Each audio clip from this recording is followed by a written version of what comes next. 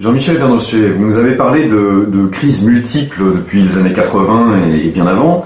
Donc finalement, à cette époque, l'euro n'existait pas encore. Que s'est-il passé justement lors de l'apparition de l'euro? Finalement, est-ce que l'euro a été un facteur aggravant plus qu'autre chose? Alors, on ne peut pas parler de facteur aggravant, mais on avait placé beaucoup d'espoir sur l'euro. Mais l'euro, c'est un instrument, un outil pour opérer une construction européenne, pour créer cette Union européenne, mais de façon, au fond, volontariste. C'est plus un outil politique qu'un outil monétaire. On nous a vendu l'euro, si je puis dire, en disant, par exemple, que l'euro allait stimuler la croissance. Si l'euro a stimulé quelque chose, c'est l'endettement des nations, qui, dès lors qu'elles s'appuyaient sur un ensemble d'États, se sont crus la possibilité, voire la liberté, se sont autorisés la liberté de s'endetter au-delà du raisonnable, de vivre au-dessus de leurs moyens, parce que il y avait cet euro, cette zone euro qui semblait offrir une garantie absolument inébranlable. Or, il faut bien noter que la croissance molle, elle est là depuis longtemps, elle vient de loin, elle est là depuis les années 1960. Donc c'est bien antérieur à l'euro, sauf que l'euro n'a pas été la solution, n'a pas été la panacée à nos problèmes, et que cette croissance molle, au contraire, a perduré après l'apparition de l'euro, et qu'aujourd'hui l'euro montre sa faillite. Nous sommes dans un état où l'euro montre que nous sommes au bord de sortir de l'euro. Alors peut-être se maintiendra-t-on dans l'euro, mais à quel coût? Ça va nous coûter quelque chose d'effroyable. Pensez que rien que pour la Grèce, chaque foyer fiscal européen va devoir mettre la main à la poche à hauteur de 100, 120, 125 euros simplement pour sauver la Grèce. Alors si demain matin il faut sauver un autre pays, que ce soit l'Espagne, ou si bien l'Angleterre, l'Italie, le Portugal, vous voyez ce que cela va nous coûter. Encore une fois, tout ça, l'euro est lié à une construction européenne, qui est une construction essentiellement politique, puisque l'on voulait une Europe supranationale. L'euro est un outil supranational, mais c'est une construction idéologique, et à l'arrivée, l'idéologie, comme toutes les utopies, se montre catastrophique, voire de temps en temps assez meurtrière. Alors, autre question, cette attaque sur l'euro est une attaque politique ou une attaque économique? Pas une attaque économique en tout cas, mais une attaque financière, ça c'est sûr. Bien sûr, les marchés, les marchés ont attaqué la Grèce parce qu'elle était l'État le plus vulnérable, le plus endetté, parce qu'il y avait eu apparemment des falsifications des comptes d'État de la Grèce. Ces budgets avaient été truqués, mais il faut savoir que ceux qui ont aider la Grèce à falsifier, notamment la fameuse banque Goldman Sachs, qui a aidé à falsifier, ce sont eux aussi qui ont attaqué la Grèce, font partie de ceux qui ont attaqué la Grèce dès lors qu'elle s'est trouvée en état de faiblesse ou en état de défaillance. Donc vous voyez, ces grands financiers jouent sur les deux tableaux. D'un côté, ils aident les États, ils peuvent aider les États à tricher, et de l'autre, ils bénéficient de la faiblesse de leur proie. Alors, on aurait tendance, en effet, à poser la question à qui profite le crime. Le crime ou ces crises. Le crime, il profite. Alors, je n'ai pas répondu complètement à votre précédente question.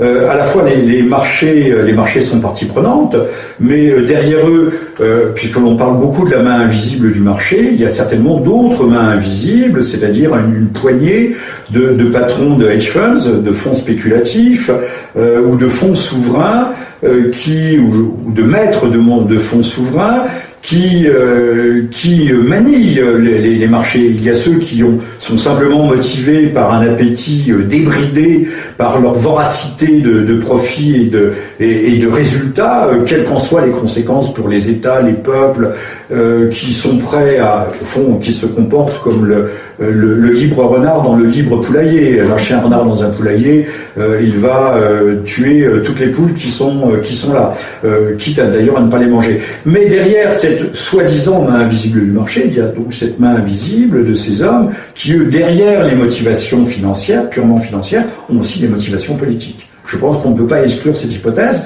C'est une toute petite poignée d'hommes, mais cette poignée d'hommes existe, et parmi eux, il y en a un qui est bien connu, c'est monsieur George Soros, qui avait, il y a naguère, à la fin des années 90, avait lancé une attaque contre la livre sterling, qui avait mis à mal, d'ailleurs, le trésor britannique. Alors, cette dévaluation de l'euro, puisque c'est une dévaluation par rapport au dollar, va-t-elle nous permettre... Personne n'a parlé de dévaluation, pardonnez-moi. Personne n'a parlé de dévaluation. Mais enfin bon, cette dépréciation de l'euro par rapport au dollar. Oui, notoire, hein, oui. Puisque on est allé jusqu'à 1,58 et qu'aujourd'hui on est à 1,19, je crois. Donc c'est quand même une perte. En fait, pardonnez-moi, mais quelle est votre question ? Va-t-elle profiter à l'Europe? Va-t-elle permettre... Bien sûr, oui, d'une certaine façon. Pour l'instant, la dépréciation, c'est clair et c'est net, va doper, va apporter un ballon d'oxygène à l'Europe en stimulant ses exportations.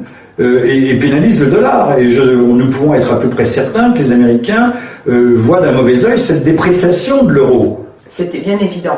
Alors, ça va nous permettre aussi d'importer des produits, notamment de Chine ou des autres parties de la Terre, à bien moindre prix. Donc, sur le pouvoir d'achat, nous allons pouvoir exporter. Maintenant, importer, c'est une autre affaire.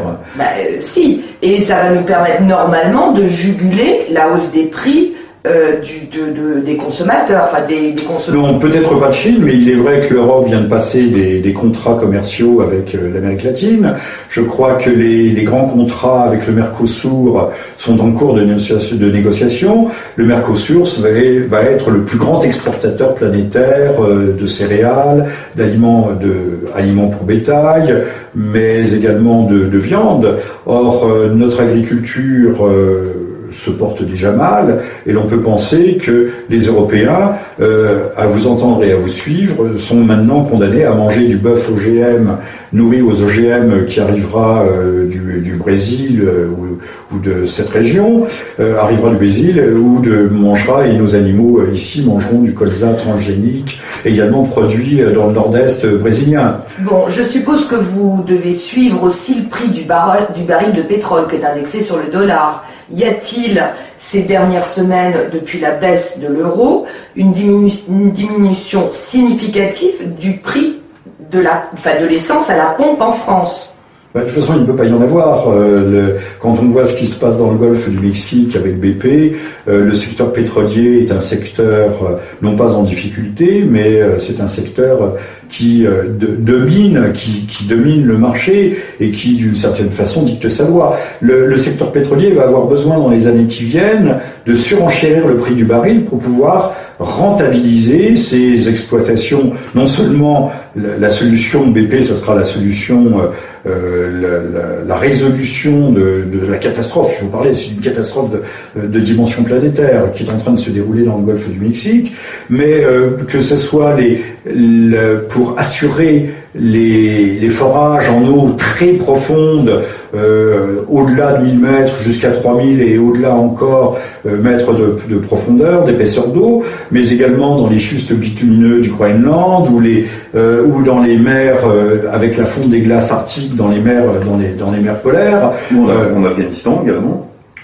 En Afghanistan ou ailleurs. Aujourd'hui, la prospection, la recherche, la prospection, la mise en exploitation de nouveaux gisements, qui devient urgente, vu l'augmentation de la consommation mondiale et l'apparition d'un certain nombre d'États émergents, de plus en plus consommateurs, qui alignent leur consommation sur celle des pays déjà industrialisés. Nous pouvons penser d'abord en priorité à la Chine, à l'Inde, mais également le Brésil, plus proche de chez nous, la Turquie. Tous ces gens consomment, ils vont surconsommer. Donc, sommes-nous au bord, c'est encore une autre question, sommes-nous au bord du fameux pic de production, c'est-à-dire le moment où la production n'équilibrera plus la demande mondiale? Certains le disent, d'autres le nient. C'est un débat technique de longue haleine, mais il est sûr que le baril de pétrole ne peut pas diminuer, vu qu'on a besoin d'un baril de plus en plus cher pour justement assurer la satisfaction des besoins à l'échelle mondiale.